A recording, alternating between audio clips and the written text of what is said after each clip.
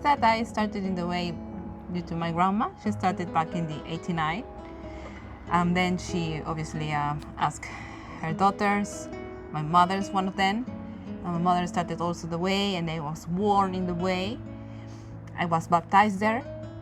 And after that, I joined when I was 12 years old. And then I'm back and forth. I started and then I finished and then I started. Like I left the way and then I started again, restarted, until I decided, like as an adult, to be more serious about the way, more committed. So I started to join again the way when I was 20 years old. So I met Alonso a few years later, and he decided to take a job here. Yeah. I can compliment that. Yeah. And then you can start your part of how you story. Yes. met the way. So I was actually when I did confirmation, I started participating in the church. I wasn't in the way, but I was doing catechesis and joining groups in other groups. So I was very involved in the church. But then opportunity came to move here, so I came here, and then but we already met, and we were already going out. So we were boyfriend and girlfriend. We had like a long distance relationship, and eventually, with the years, we wanted to get married. But one of the things that was very important, not only for her but for both of us, is to have a connection to the church, and in your case, it was a community. So I was living on my own here, and she was living in Peru, and I was actively looking for a community here. I think like the blessing was that like one of the first times I asked for a community, I was told that some catechesis were gonna start in Reading, in Our Lady of Peace Parish. So it was very easy. So I just went there, and I knew nothing about the way. I think I just went to one of the Eucharists that you took me when we were there, living in Peru. And for me, it was. What were you expecting when I mentioned the way? Maybe most of the people doesn't know. Well, yeah, I had like a little knowledge about the way, because I was involved in the church and I knew the movements, what they do about, and we had little knowledge about the Neocatechumenal Way. Like they have a special way to celebrating Mass. They had permission to do that. And once in a retreat, we encountered a group of the Neocatechumenal Way, and they started singing before lunch, and we were like, we're singing before lunch, and then we started singing to compete with them. We were like that. Everyone was young, but that's it. Then I think you took me to one Eucharist in Peru, and it was completely new for me. But then I had more idea of what it was when I was here, and then started going to the catechesis and learning about everything about the Neocatechumenal Way. And then they asked me, why the usual question, why you have to come to the catechesis? And I explained all of this to our catechist, to say, I have a girlfriend, I want to marry her, but she wants to have a community. And say, oh, fabulous. And then the community started, and I was made responsible. And then that's pretty much how we got involved. And little by little, I got to learn a bit more and more about the Neocatechumenal Way. Yes, 25? No, it was 2016 maybe, so I was... 2016. Yeah, so it was probably like 27, 28. Yeah, it was the same group. It was Daniele, Daniele, Shibon, well, Stanley, who's not there anymore, and then Shibon's brother. Yeah, at the beginning they were like 6 catechists. So then Daniele, Shibon, Stanley, Marianne, and then Shibon's brother and his wife. The 6 of them were, and Father Axel, who's always been there, and they were the first catechists and the ones who gave the catechesis at the beginning. Yeah. With time, we only have Daniele and Shibon now. Yeah. I think he saw like the only one who like had to be there. The only one who had to be there and had to create a community, no other option.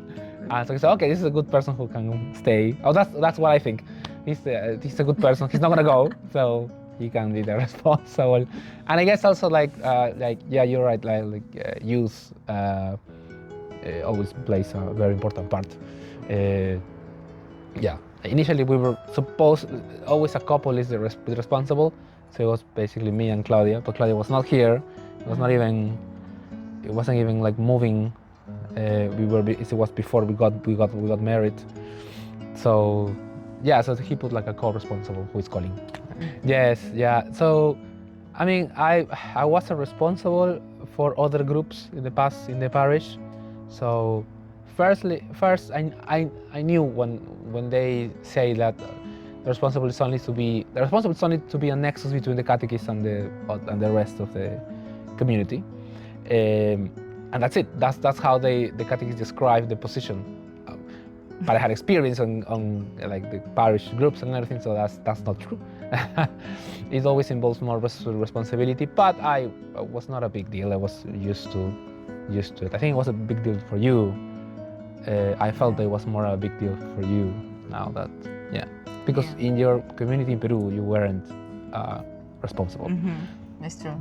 For me, the idea of responsible of a ways means like you have to push person by person individually to come to the liturgy, to come to the convivence, to prepare, and that involves time, that involves to develop emotional skills or soft skills. Yeah, so for me, so in my perspective, being responsible is not only to be at the bridge, but also it's like the pastor. You have to be responsible, accountable of your sheep in some way. It's supposed to be like a nexus between, Yes. just like they connect, tell you, just if we have some news to give, we'll give it to you, and then you can give it to the rest of the community. But It's not true. But I think that's just the way they put things. Yeah, and it just to answer your question, it has to affect our life as a married life, because we kind of have like a responsibility to. We feel, I think we have a responsibility to be there and to organize things. Yes. I think it would be a little bit different if we weren't responsible. Yes, maybe just sometimes when we are very tired, not to go to the liturgy, but the fact that we are responsible push him or me or both of us to go there and to be there, because we know that we have to be the example of in some way. Yeah. Do you want me to answer first? Yes. Yeah. Okay. So once I get to know the Neocatechumenal Way, because it was discovering for me, I had to discover what they do, how they do things. I can say now, because it has passed a long time, but it was very difficult for me because I've been involved in other groups that are very different. They have different ways of seeing things. So it was a challenge for me to get used to the Neocatechumenal Way and the way they do things. But once I get used to them, or got to know them, I kind of started, like, instead of like being at the back and criticizing, I start to see, okay, I see things here that have value. And one of the, I think for me, the thing that has the most value is the sense of community. So I know that it's based on that, but the sense of community in terms of our children. I think it's a great place to bring up children, which I haven't seen in other groups that I have been. They're more like you serve and you develop yourself. But in the groups that I've listened to groups that I've been, I've never seen a group, okay, let's focus on children. Children have a space, a responsibility. They are a responsibility and they are the future. So that's why we're going to focus on them, try to bring them into the faith. So that's, for me, that's the thing that sold me in the Neocatechumenal Way. Yeah, it's very similar, yeah. Yep. Yeah, similar. It's the way, it's I would say the way is our main rock as a family, and I always believe that a marriage or a family has always to be supported by God, and I couldn't find any other group, just the Neocatechumenal Way, as a space for couples, for married couples, or even persons that are young, knowing someone to bring them in the way and then sharing experience and to start build a relationship along with Christ. So in my idea, the way helps not only families but also single people, young people, when you are struggling with your, I don't know, with some house in your age, you are 18 or teenager, the way helped you, because then you feel like you can speak about your problems. Whenever you feel that you are ready, you can speak. Nobody's gonna judge you, or nobody's gonna ask you why you have think about that, because the way it's like a space that you feel secure about telling your problems. So for me, it helped me also when I was very young. Yeah, I think like key thing is obviously Father Stan. The key part that he has been very accepting of us and supporting of us at the beginning. So he was very eager to see different kinds of realities into the parish that he manages. So he supported us at the beginning, and that's something that got us and me to work closer with him, closely with him, get to know him as a priest, but also as a parish administrator. And I think that's key. And I think that's why we fit there, and not other parishes. Yeah, without him, it would be a different story. Yeah.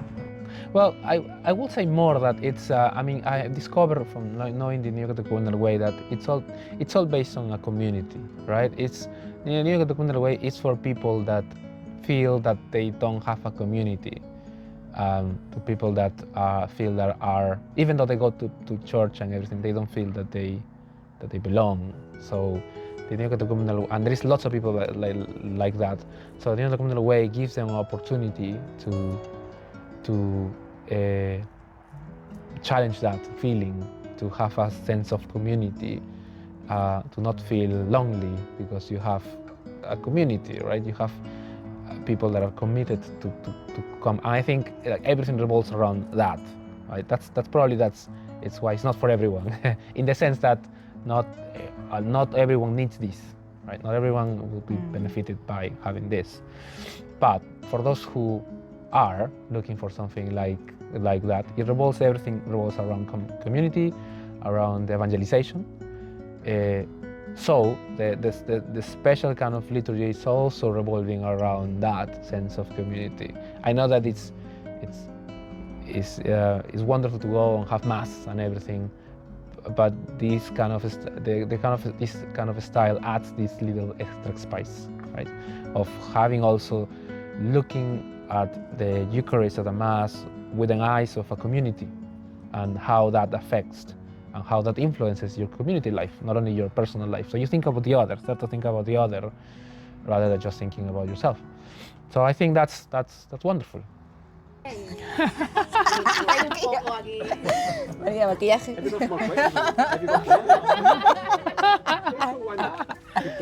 Uno de esos micros así. Me falta hacer referencia a María. No sé, María lo sabrá. María lo dirá después.